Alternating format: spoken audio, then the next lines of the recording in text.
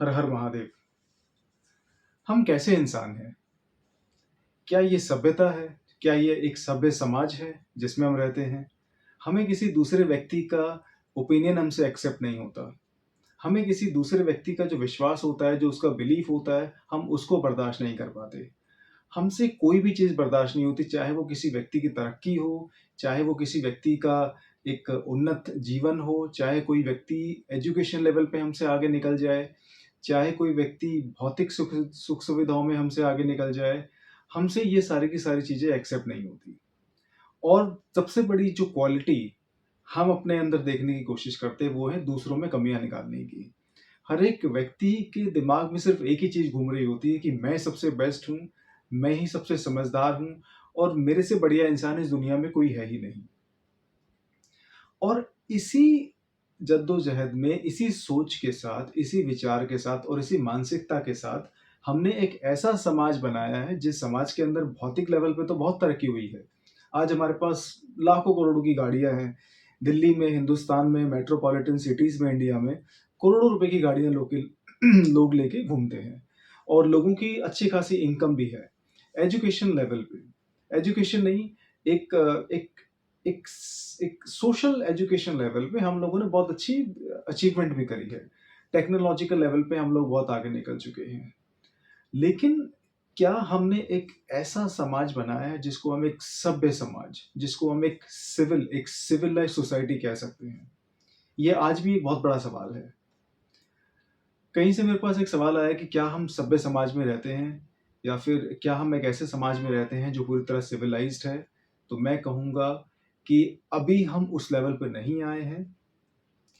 एक civilised society का मतलब क्या होता है? एक एक सभ्य समाज का मतलब क्या होता है? सभ्य समाज का मतलब होता है कि हम एक ऐसे समाज में रहें या हम ऐसे समाज की कल्पना करते हैं जहाँ पे एक व्यक्ति दूसरे व्यक्ति को व्यक्ति की तरह स्वीकार करे। ना कि एक कॉम्पिटिटर की तरह, ना कि एक जेलस इंसान की तरह, ना कि एक खतरे की तरह। तो सबसे पहला पॉइंट ये होता है एक सभ्य समाज का, सभ्य समाज में रहने वाले लोगों का एक अलग ही आचरण होता है, उनका एक अलग ही नेचर होता है। सभ्य समाज में रहने वाले लोग एक-दूसरे से अलग-अलग हो सकते हैं, क्योंकि बहुत सारी चीज़ें हमारे को एक-दूसरे से अलग बनाती हैं। लेकिन फिर भी कुछ क्वालिटीज़, कुछ फैक्टर्स होते हैं जो एक सभ्य समाज में रहने वाले लोगों के अंदर 100% होने चाहिए। ये इनसे ज़्यादा भी हो सकते हैं, लेकिन कम से कम ये पॉइंट्स या ये फैक्टर्स होने बहुत ज़रूरी हैं एक सभ्य समाज के लोगों में। सबसे पहली चीज़, आप किसी दूसरे व्यक्ति को, चाहे वो आपके पड़ोस में हो, चाहे वो ऑफ़िस में हो, चाहे वो आपके परिवार में हो, चाहे वो सब सर के आपके सर्कल में हो, क्या आप उस व्यक्ति को बतौर इंसान एक्सेप्ट करते हैं? अगर आप नहीं करते, तो फिर आपको सबसे पहले अपने आप को सभ्य बनाने की ज़रूरत है। किसी व्यक्ति को बतौर इंसान एक्सेप्ट करने का मतलब है कि आप उस व्यक्ति को, चाहे उसका कोई कैसा भी उसका फाइनेंशियल स्टेटस हो, चाहे वो किसी भी कास्ट से हो, चाहे वो किसी भी जगह से हो, चाहे उसका कलर कैसा भी हो, आप उस व्यक्ति को स्वीकार करिए। सबसे पहला पॉइंट ये होता है एक सभ्य समाज में रहने वाले व्यक्ति का। दूसरा पॉइंट होता है कि आप किसी भी व्यक्ति के पॉइंट ऑफ व्यू को या उसके ओपिनियन को या उसके विचारों को आप जज नहीं करेंगे। आपके पास एक सभ्य समाज का नागरिक होने के नाते उसके विचारों के साथ आप डिसएग्री कर सकते हैं। आप उसके विचारों के साथ आपके विचार मेल ना खाएँ, ऐसा भी हो सकता है। लेकिन विचार आपका अगर उस व्यक्ति से मेल नहीं खाता, अगर आपका किसी भी व्यक्ति से या कोई भी ऐसा व्यक्ति जिसके साथ आपकी मेंटल लेवल पे या थिंकिंग लेवल पे आपकी कनेक्टिविटी नहीं बनती है, तो वो सिर्फ़ वहीं तक रहनी चाहिए। हम लोग क्या करते हैं, किसी व्यक्ति से अगर हमारा विचार नहीं जुड़ता, किसी व्यक्ति से हम भावनात्मक तौर पे या मेंटल लेवल पे या किसी भी पॉइंट ऑफ व्यू से अगर हम उससे मैच नहीं करते हैं या हमारी और उसके विचार एक जैसे नहीं लगते हैं, तो हमें वो व्यक्ति दुश्मन जैसा लगता है। ऐसा हमारे समाज में होता है और ये डेली, मतलब लोगों की डेली दिनचर्या में ऐसा होता है। तो होता क्या है कि हम किसी के विचारों के साथ हमारे विचार ना मिले तो हम उस व्यक्ति को एक दुश्मन की तरह, एक कॉम्पिटिटर की तरह देखने लगते हैं। तो ऐसा नहीं होता सभ्य समाज के अंदर। तीसरा पॉइंट ये है कि कोई भी व्यक्ति किसी दूसरे व्यक्ति को उसकी रिलीजियस प्रैक्टिस या उसके कपड़े पहनने के तरीके से या उसके काम करने से तरीके से उसको बिल्कुल भी जज नहीं करता। आप किसी भी व्यक्ति को जज नहीं कर सकते एक सभ्य समाज में होने के नाते।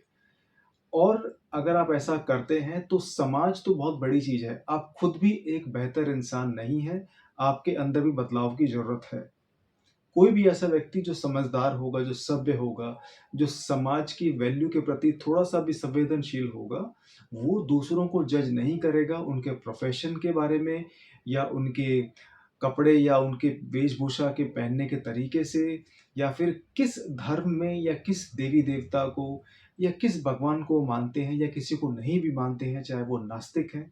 तो आप उस व्यक्ति को उसके जीवन की दिनचर्या, उसके जीवन की फ़िलॉसफ़ी के आधार पे आप उसको जज नहीं करेंगे।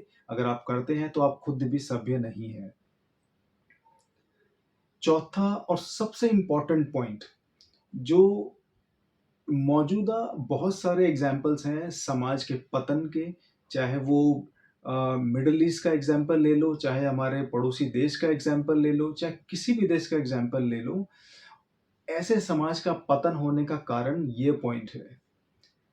कोई भी ऐसा समाज जो अपने आप को लगातार निरंतर अगर उन्नति की राह में नहीं लेके चलता है, कोई भी ऐसा समाज, कोई भी ऐसी कंट्री या कोई भी ऐसा सोसाइटी जो अपने आप को समाज में होने वाली टेक्नोलॉजिकल, साइंटिफिक या आधुनिक लेवल पे जितनी भी उन्नति होती है, जो प्राकृतिक लेवल पे जो भी अपने आप को मैच नहीं कर पाता है, वो समाज हमेशा पतन की ओर जाता है।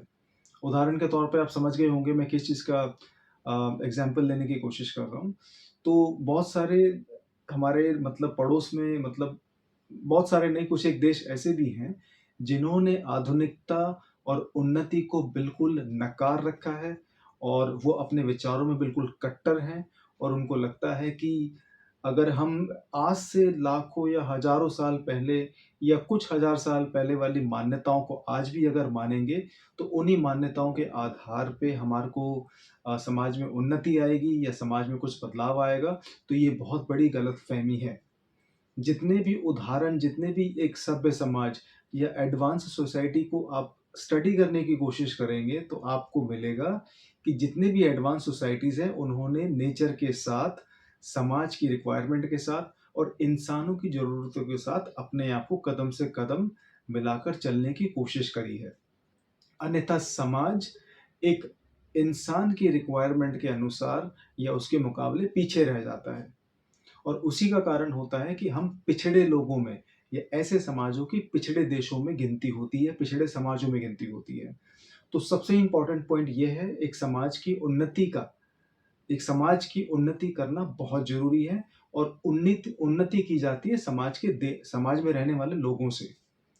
समाज कोई कोई कोई वॉल नहीं है, कोई चार दीवार नहीं है। सोसाइटी एक एंटिटी है, सोसाइटी एक एक मेंटल एंटिटी की तरह काम करता है। समाज आप और हम लोगों से बनता है। अगर हम अपने अंदर बदलाव नहीं लाएँगे, तो समाज के अंदर कोई बदलाव नहीं आएगा। तो सभ्य समाज हम अपने आप को तभी कह सकते हैं, अगर हम इन कुछ पॉइंट्स को फ़ॉलो करते हैं और अपने जीवन में उतारते हैं। उसी को एक सभ्य इंसान कहा जा सकता है और सभ्यता या सिविलाइज़ेशन कोई फ़िक्स पॉइंट नहीं है। आप लोगों ने कभी सोचने की कोशिश करी है कि हमें ह्यूमन बीइंग क्यों कहा जाता है? ह्यूमन कंप्लीट क्यों नहीं कहा जाता? उसका कारण ये है कि हमारी जो चेतना के लेवल पे या मानसिक लेवल पे जो विकास जो होना चाहिए, जो डेवलपमेंट होना चाहिए, उसके बारे में अभी हम ज़्यादा नहीं जानते हैं। क्योंकि हम अभी बीइंग वाली पोज़ीशन में हैं। अभी हम कंप्लीट या पूर्ण नहीं हुए हैं। तो अगर हम बीइंग वाली पोज़ीशन में हैं और हम कंप्लीट नहीं हुए हैं, तो इसका मतलब हमारी सिविलाइज़ेशन, हमारी सभ्यता भी अभी कंप्लीट नहीं हुई है और ये कभी पूरी होगी भी नहीं। इसका कारण ये है कि ब्रह्मांड जिन तत्वों से बना है, जिस एनर्जी से बना है, वो अपने आप में एक नेवर एंडिंग प्रोसेस है और चेतना भी एक नेवर एंडिंग प्रोसेस है। चेतना हमेशा हमेशा विकसित होती रहती है और इसका विकास हमेशा होता रहेगा और ये हमेशा एक इवॉल्विंग प्रोसेस में बिज़ी रहेगी। तो सभ्यता नाम की जो चीज़ है, ये अल्टीमेट लेवल पे कभी नहीं पहुँच सकती, इसका कभी एंड नहीं हो सकता। लेकिन हम एक ऐसा समाज फिर भी बना सकते हैं, जो दूसरे इंसानों को स्वीकार करे, उनको प्यार करे, उनको जज ना करे, उनको सपोर्ट करे और इंसानियत के आधार पे ही ऐसा समाज बन सकता है। हर हर महादेव।